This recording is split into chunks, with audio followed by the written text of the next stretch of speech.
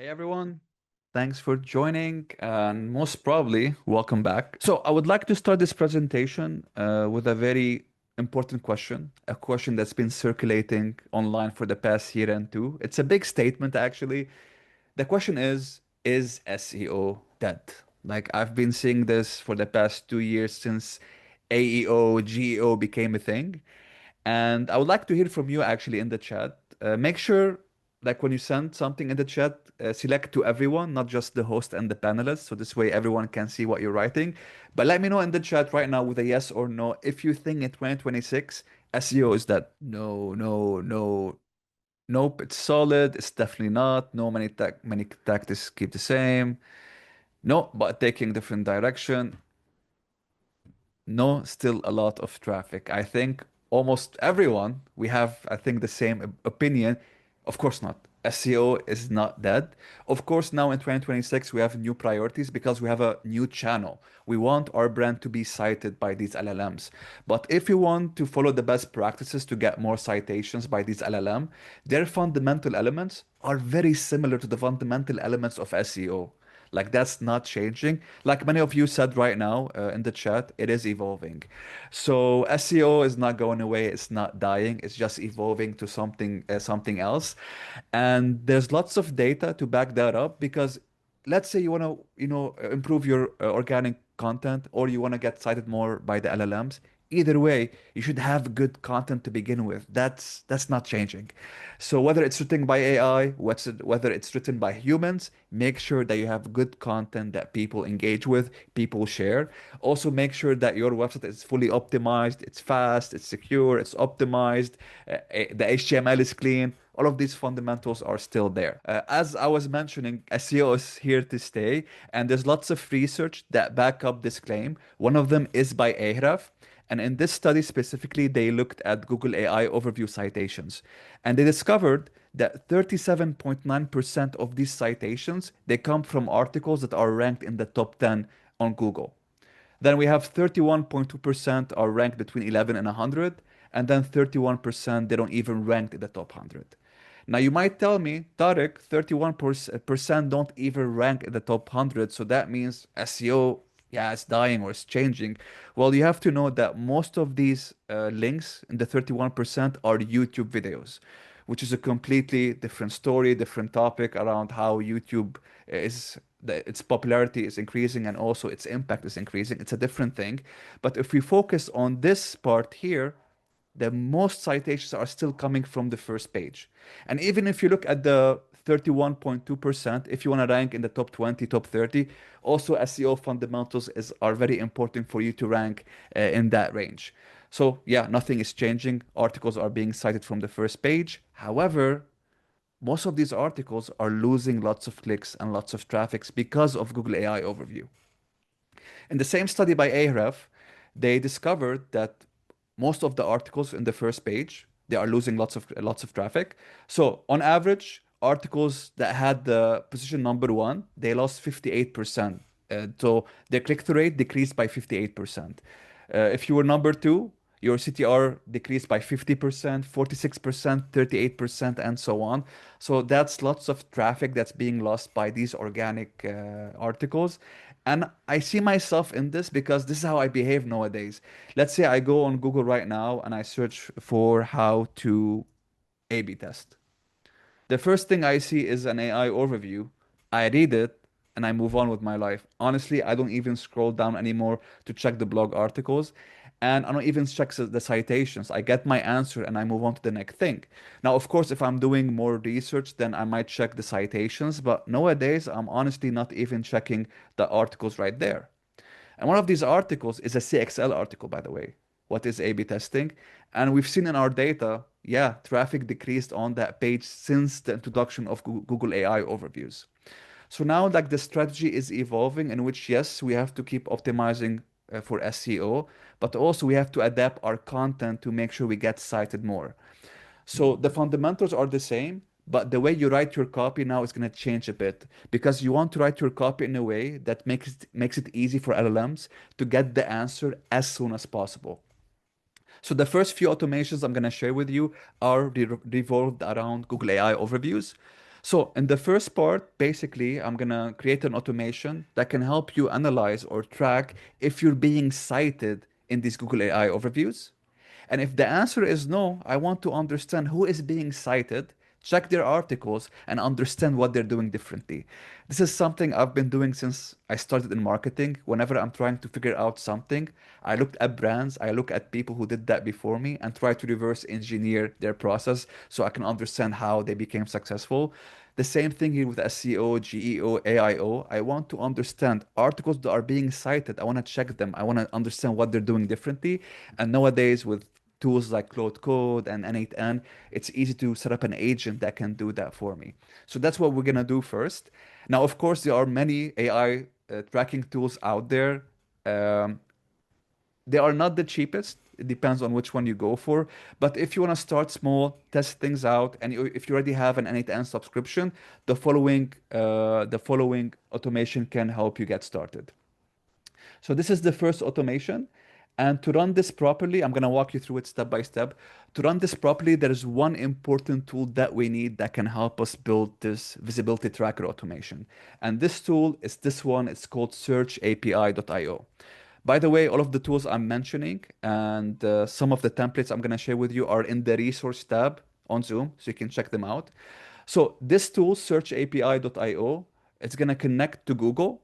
And then if I send it the query, it's going to go on Google, run that query. And what's going to do is going to scrape the complete or the entire search result and send it back to me. Which means if I send this API the query how to A/B test, I will get back this entire page, top to bottom. I will get the AI answer, I will get the citation links, I will get the blog articles, the links as well, I will get everything. So now I can understand if I'm being cited yes or no. And it's super easy to set this up. I'm gonna share with you a resource that can show you how to connect this to n8n. But this is the first step basically. So step number one, I'm gonna connect this whole automation to SERP API.io. Then we have a Google spreadsheet. In this Google spreadsheet, I have all of the keywords that I want to track. You can add as many as you want, but for this example, I kept it simple. I want to run these queries. What is A/B testing? Customer journey map, best course for AI and B2B, what is AEO, GEO, etc. Now, the next step in this workflow, I'm going to use the split out branch. So what is this node in n8n? What this node does is going to take my spreadsheet and then it's going to extract every single row one by one individually so I can run these queries one by one with Search API. Because at the moment, I have just one big file, one big array. But with this node, and you're going to see this being used a lot, I'm going to extract individually every single row from a spreadsheet and send it one by one to different tools. So in this case, I'm sending every single query one by one to searchapi.io. Then it's going to run the query on Google, get me the result, and now we have an if-else condition. So why do I have an if-else condition? Because not every query triggers an AI overview. Sometimes you're just going to get organic results in some cases. So I don't want to have any errors in this workflow where it's going to stop running because something went wrong. So I have two conditions. If there's an AI overview that's present, do this. If not, do the other thing. Either way, once the AI overview is captured, I'm going to also get the split out citation branch because once again, I'm getting this whole thing. I don't need the entire result page. I only care about one thing, which is only the URLs of the citations. So that's why with this branch or this node, I'm asking it, when you get the search result from Google, only take the citation links. I don't need the rest of the data because I don't need it. And then what's going to happen? I'm going to store everything in a Google Doc. So I'm going to keep it simple. I'm not going to create a database or something else. So you can get started with a Google Doc or a spreadsheet. So everything will be stored here. And then it's going to be sent to an AI agent. And this AI agent has one role, one task, which is the following. It's going to check all of the citations and then do the following. It's going to identify all brand names mentioned in each query, each transcript. It's going to count how many times each brand appears per query. It's going to track how many times CXL appears. So in this case, if you're using it, you're going to add your own brand name. And then it's going to build an aggregated brand count across all queries so I know how I stack up against my competitors.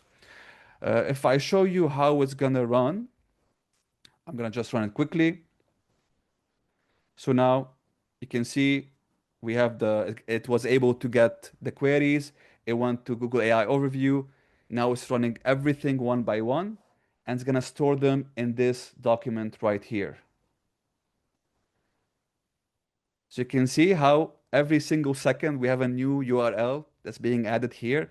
These are all of the citations that I'm getting from the Google AI Overview answer. And it's per query. So we have what is A/B testing, and we have all of the citations. We have best course for AI and marketing, and then boom, boom, boom, all of the citations. So this is gonna keep going and going and going until the whole automation is done. But eventually, it's gonna reach a stage, or I had a problem here, of course. But yeah, I can fix that in a bit. But either way, once this analysis is over and when it's done, you'll end up with something like this. So this is like a result I've run before the webinar when it was working. Now it broke live, of course. But when it worked the previous time, this is the final output that you get from this agent. So we have total queries analyzed, which are 5. How many times CXL was mentioned, which is twice. All of the brands that were mentioned in total. And the most important part, we have a breakdown per query. So if the query was what is A/B testing, I can see who was mentioned and how many times I was mentioned. 0. When it comes to best course for AI and B2B, CXL was mentioned twice, and for the rest, I can see who also was there. So like that's a good start for me to understand my visibility when it comes to Google AI Overview.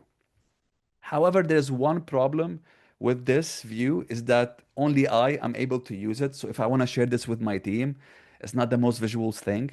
Or even if I want to share the workflow with my team, not everyone knows how to use n8n. So there must be a better way, perhaps, to make this work. So I used Lovable to transform this simple automation into a web app that anyone in my team can use internally. I'm gonna share the prompt with you. It's actually in the resources tab. You can see the prompt of the web app I'm gonna share with you right now. So basically what I've done, I transformed this automation into this web app. It does the same thing, but now it's more visual and anyone from my team can use it. So you just add here the domain that you want to monitor. So in my case, it's going to be CXL. And then I'm going to upload the spreadsheet with all of the queries I just showed you. Let's do this. These are the queries. I'm going to analyze all 7 of them. And now it's going to go to SERPAPI.io. It's going to run every single query one by one. And then eventually, I'm gonna get a nice dashboard with the result that is way better than just looking at the Google Doc or maybe a Slack message or an email. Uh, yeah, there you go. So you can see total query 7, brand mention 1, visibility is 14%, and I can see who was mentioned and where. So this is way more visual than just, yeah, looking at this. I've shared this with our community in our newsletter, and I think so far you can see how many times it's been used. Like, so most of this is us using the tool, of course, but I think around 1,500 searches has been used by people that we share this app with. So yeah, this is step number 1. Step number 2, this is not enough for me. I also need to understand, okay, other people are being cited. Why? So I want to analyze these citations. What have they done differently? So what I want to do next is build another automation that scrapes or looks at these articles and compares them with the Google answer. So in the past few months, I've read lots of studies or lots of hype posts on LinkedIn that says that most LLMs, when they want to scrape an answer or get an answer, they only look at the top of the page. Not many LLMs scroll all the way down to get the answer. So that's why most people nowadays they put the answer at the top of the article because most likely the LLMs will get it from there.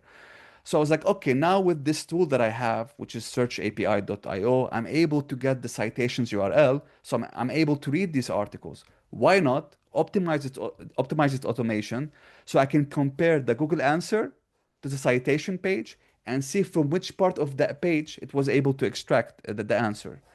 So it became something like this. It works the same way. I'm using searchapi.io. I have my Google spreadsheet with the keywords and then I'm running the whole automation. But now I'm not storing it in a Google Doc. I'm not analyzing how many times I've been mentioned. I have one agent, and this agent has one role only, which is to basically look at the Google AI overview answer and then compare it to the article being cited and let me know from which part of that page this answer was extracted. Is it in the top 10%, top 20%, top 30%, 40, 60? So I can understand from now on if I'm creating new content or if I'm actually optimizing my existing content, where should I put the main answer? So I run this article and I was quite surprised with the output that made me create a blog article about it. So this actually made me write this blog article where we analyzed 100 Google AI overview citations and we discovered the following. So basically, 48% of citations were extracted from the top of the page, the top 20% of the page. And 79% of citations were extracted from the upper half of the page. So everything I've read online kind of is valid, it's legit. Like these, at least Google AI overview, it's basically extracting the article from the top of the page, not the bottom. So this gave me an idea. Let me do an experiment on multiple blog pages where I add this quick overview. So now for some of our articles, we have a small experiment where we basically add a summary of the blog, like the main definitions, the main outcomes, the key takeaways, just to check if we place this here, will this increase our citations on Google AI overview? I think we've done this experiment 3 weeks ago or 2 weeks ago. We used 15 articles, and at this point in time, I don't have enough data to let you know if this is 100% a validated tactic. However, for one of the blogs that we've tested, this actually happened. So if you search for what are the most effective B2B email strategies, we are the main citation for this query. And if you look at the answer, it was extracted from the summary box that we've added recently. It was the same thing. So, but it's only one blog article. The other 14, nothing changed. So that's why I cannot say like, yo, this is 100% works, but we're keeping an eye on this to see if this actually moves the needle or not. Either way, I've seen many blogs do this where they have a quick overview, a quick summary. Some of them actually removed it altogether, and in their introduction, they just mention everything that they're gonna cover. So I think the top of your page now is really important. The main outcome of this whole example is just if you want to answer something in your blog, make sure to provide the answer in the top 50% of your page and even top 30% of your page because you'll have a higher chance of being cited. So what happened here basically with one workflow, I was able to do three things. One, I checked if I'm being cited or not. Two, I checked my competitors. And three, I was able to create a blog article about this and then repurpose it into a social post. So it's like three birds, one stone. So if you're just getting started with N8N, like just get your hands dirty, start with one workflow, and eventually you will understand how these tools works, how other tools works, how they connect to each other, and eventually you will see how you can improve it and come up with something else. For me, when I was building this, the whole purpose was like, let me see if I can replicate a visibility tracker. I was like, nice. But then I saw what SearchAPI does. I was like, actually, I can do something else now. So I did this. And then I was like, you know what? I can create a blog article about this, which led to something else and something else. So start with one workflow and see how you can build on top of it. I see some, and I'm looking at the comments. Yeah, I think someone was trying this by adding 5 bullet points in the intro. It works great. Yeah, I'm gonna keep an eye on this. I think that's how SEO is evolving, not ignoring and abandoning the fundamentals, just changing how you write your content. We have to, of course, make it in a way that's easy for AI to extract it, but also for humans to get value from it. So there's like a nice balance that we have to get here. So this is when it comes to AIO, right? But we're not done because we're going to talk about SEO. We talked about the fundamentals of SEO. They are still important. They still matters. So the next step now I want to do is build something that can help me improve my blog content. If you're just getting started with SEO or with N8N, I would recommend you check their templates. Uh, Actually, what is it? Oh, we can look for it. Oh, it's here. Sorry. For me, when I want to build a workflow, first thing I do, I check if someone else built it first, and I can just download the free template so I can save time and just adjust if needed. If you go to n8n, they have their own library, and you can see they have 9,049 templates. Most of them are for free. You click on download, you import, and you're good to go. So what I did, I searched for SEO template, and we have around 184, and we have so many templates that you can use for free. We have this one to auto-generate SEO blog post with Perplexity, publish SEO articles with Claude, transform Reddit questions into blog posts. So most of them are all about creating new content on your blog.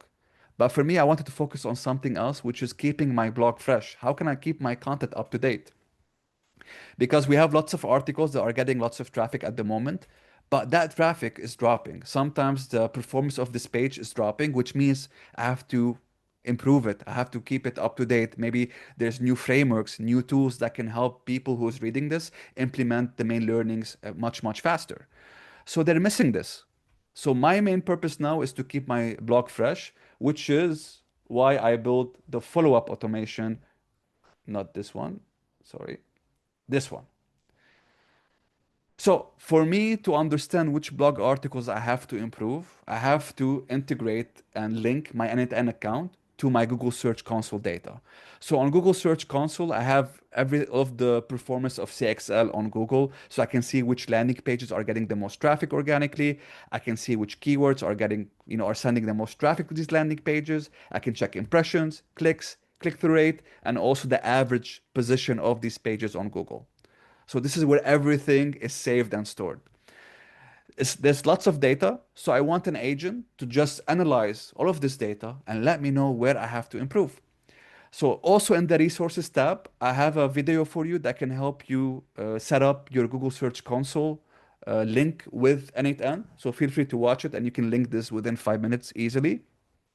So the way it works is the following. I'm just gonna stop this. So first thing first, I have a form where I select the date range I want to analyze. So I want to analyze all of the data from March or Feb or Jan or December. I can select the date range here. Then I connect my account to the GSC account. I'm going to extract all of the data. I'm going to use the split out node to extract every single data and store it in a spreadsheet. And I'm going to show you now how it works. This is the spreadsheet. It's completely blank. It's completely empty. Okay. Now it's way too blank actually. Let me try something else. I think it's missing the most important row, which is the top one. Okay, let's see if it works anyways. I'm gonna run it. I'm gonna say I want everything from, not April, let's say March 1st to March 30. We're gonna submit.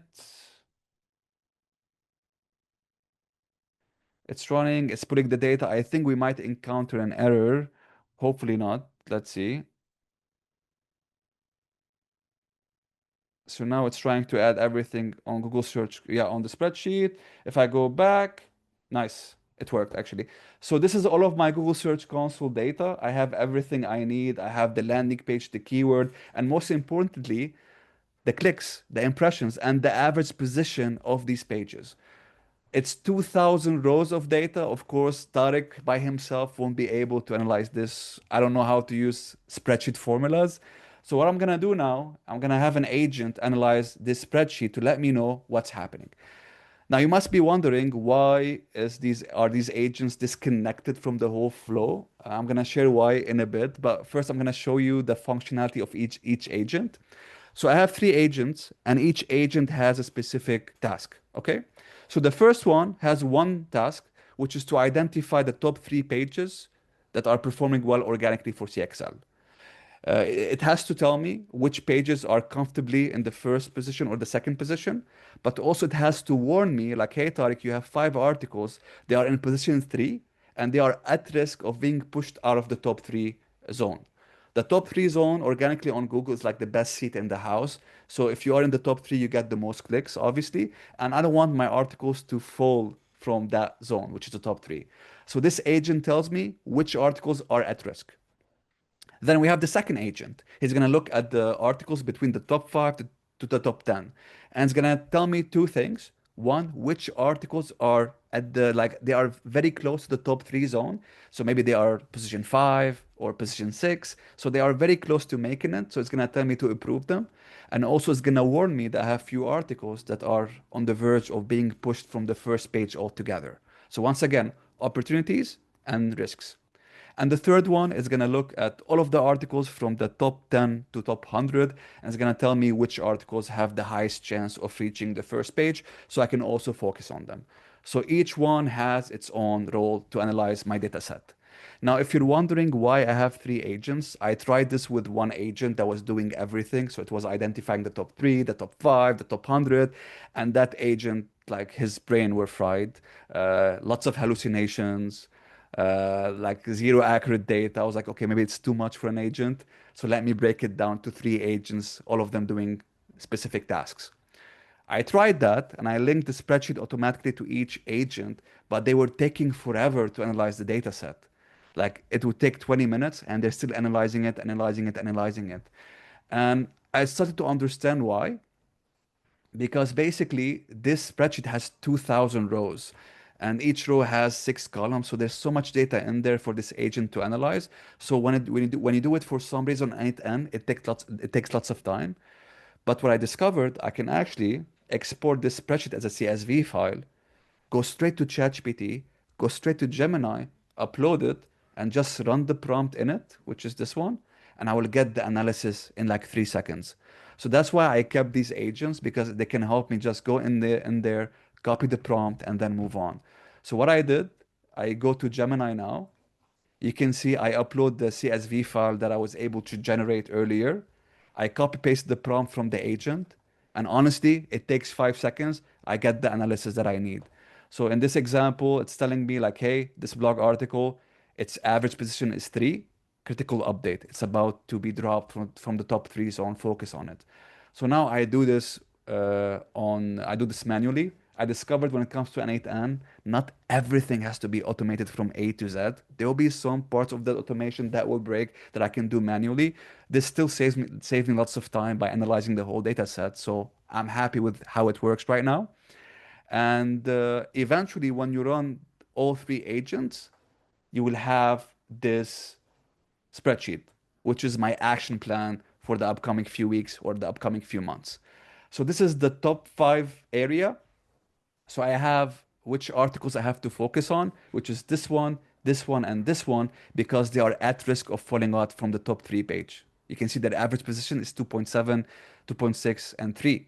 This one is comfortable in 1, this one as well, and this one is at 2. All good. Then we have the top 5, top 10 zone, and I can see which articles are about to fall to the second page. So I should also focus on them and improve them before they are in the page 2 forgotten about. Or I can also focus on this one, which is at position 5 and so close to the top 3 space that I can also focus on it and improve it to hopefully reach that nice area.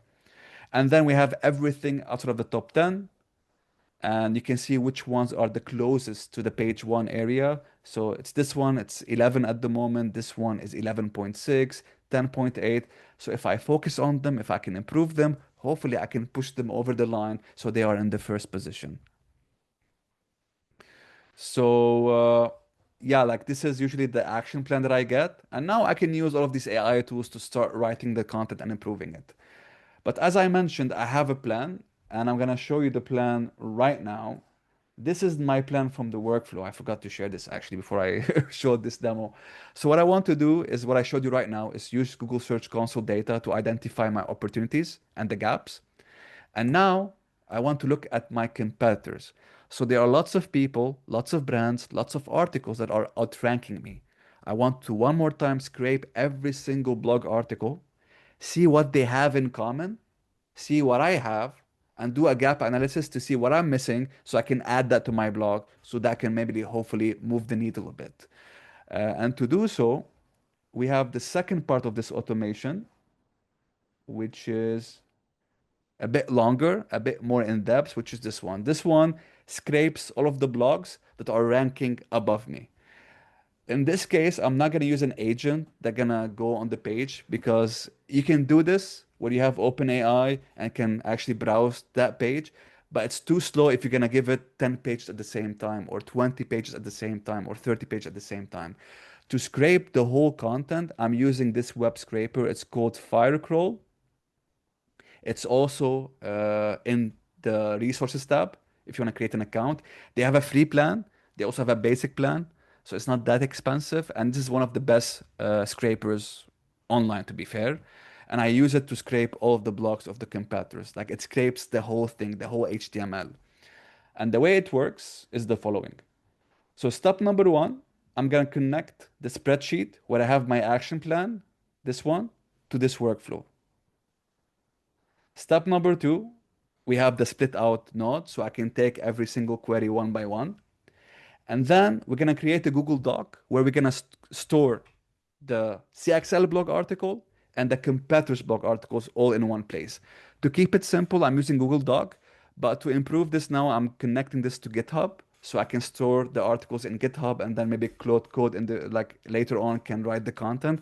But for now, to keep it simple, I'm gonna store all of the articles in one Google Doc. So each topic or each query will have its own Google Doc. So step number one, we create doc. Step number two, we're gonna scrape the CXL block specifically and then add it to that blank Google Doc.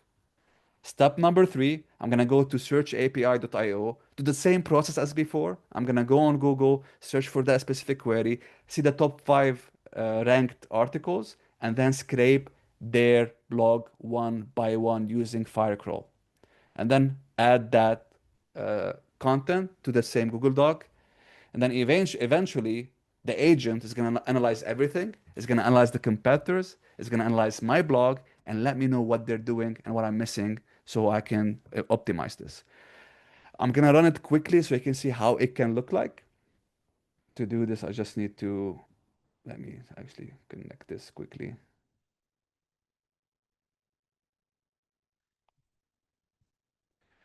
All right, so what's going to happen now is that in this drive, I'm going to have new documents being created for each query. So you're going to have here value proposition, AEO, GEO, you're going to have psychographics, etc. And then in each one, we're going to have all of the articles being saved in there. So I'm going to zoom out a bit so you can see the whole thing as it's working. So now it's extracting the documents. It created the first one. It scraped the CXL blog article. It went on Google, and now it's scraping the blog articles of the competitors, adding them in the same document, and then eventually the AI agent is gonna actually just tell me what's missing and what's wrong. If I go to the Google Drive, you can see now I have my first document, which is for the value proposition query. If I go in, this is the CXL blog article, the whole thing, and also it's adding the competitors blog article. And eventually, this agent is going to analyze everything and let me know what's happening.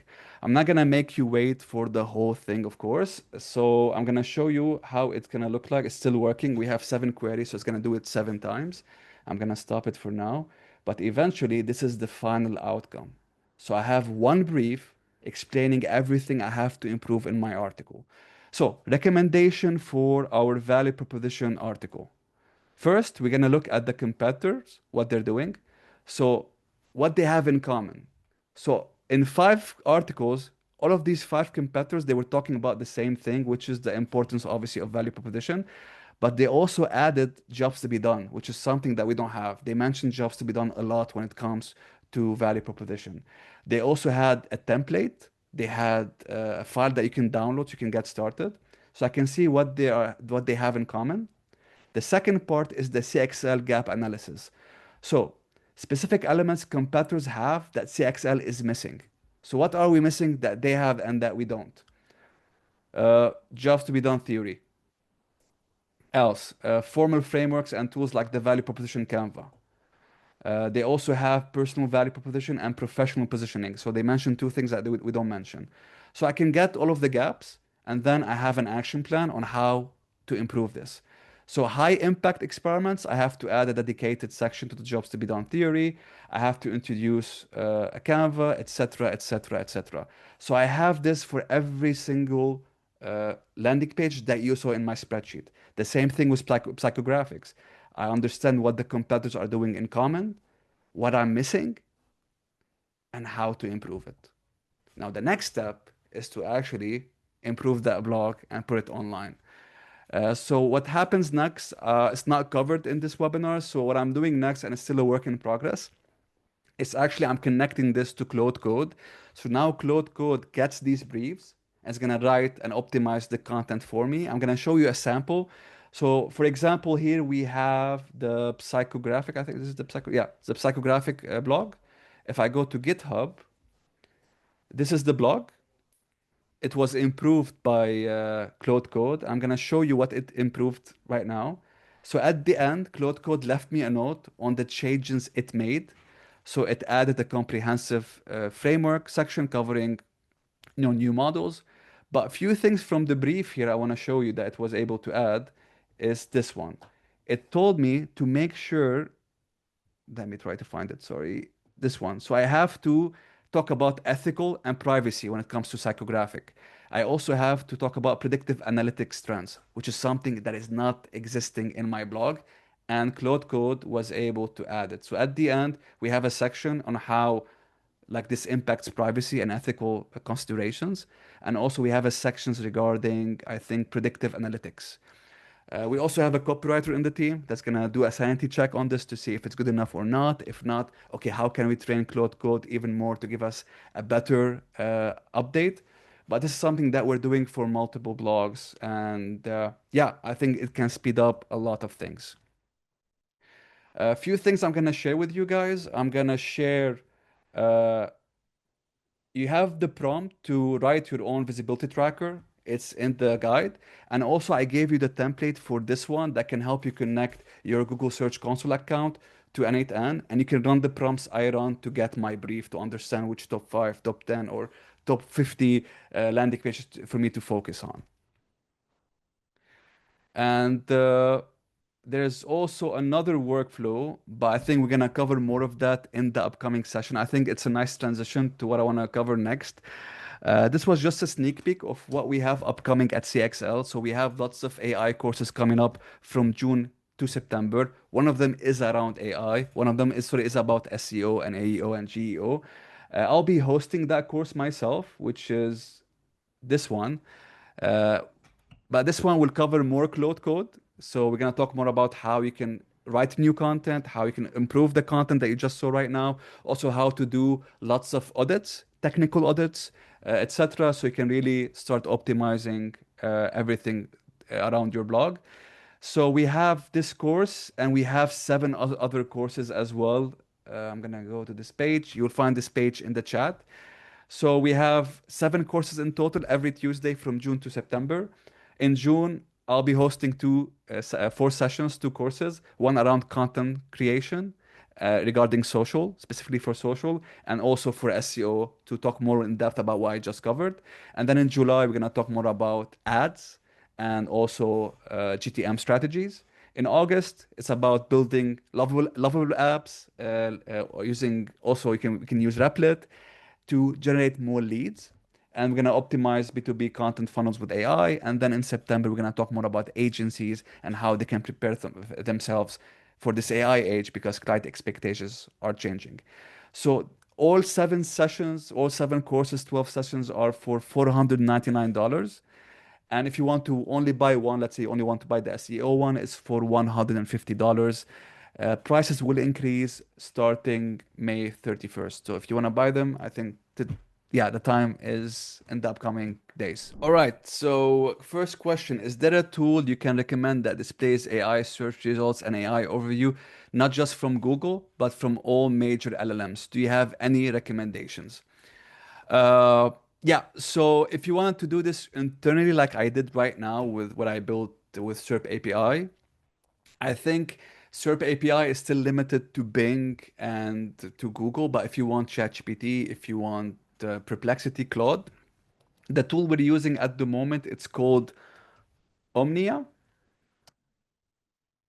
and we're using it to track all of these citations from different, from different LLMs like ChatGPT, Perplexity. It's the cheapest compared to. I'm not sharing my screen. I just realized. So it's called. I'm gonna share the link in the chat. Wait, it's called Omnia. Let me put that for you. It's this one. This is the app we're using to track everything. It tracks like Claude, Perplexity, Google, ChatGPT, all the big names. Should the FAQ now be placed higher up, or are LLMs still referring to them even when they're at the bottom? That's a very good question. To answer that, I'm gonna walk you through our research again. I think it's a very good question. So when we did our research and we were extracting all of these citations, uh, where is it's this one? So 10% of citations were at the bottom of the page, and these were purely FAQs. So I think, yes, FAQ still works for sure. So definitely add that. But I would do both. Like whenever I'm writing now a new blog article, I'm having a quick overview, a quick summary. I'm trying to introduce and answer everything at the top, but also have a FAQ in the bottom just in case as well. Okay, another question. An off-topic question. In my company, I'm told we can't get accurate results on web traffic because viewers have to accept cookies to make it possible. And we don't know how many of them don't. Do you have a way to test web traffic that accounts for this and is somewhat reliable? Yeah, obviously, like when it comes to cookies, it's tough to get 100% accurate data. Uh, like there are like I need more context about your company, see what other tool stack you have, because you can also track conversions that using other tools. So Hubert, if you can connect with me on LinkedIn, send me more information about this to give you a better answer. Like it's a very detailed, complicated thing when it comes to cookies. So I'm more than happy to elaborate more on the answer when we're done with the webinar, so I can help you out. Valerie, I just downloaded the template and added it to n8n, but I only see the template for extract the Google Search Console data and run prompt on Gemini or Claude. Is that normal? Yeah, so the template we're sharing at the moment is for the Google Search Console template. The other one is still a work in progress, so I'm not gonna share that with you because we're fine tuning it so it can connect to GitHub. I was just sharing it to show you like the potential and where it's going.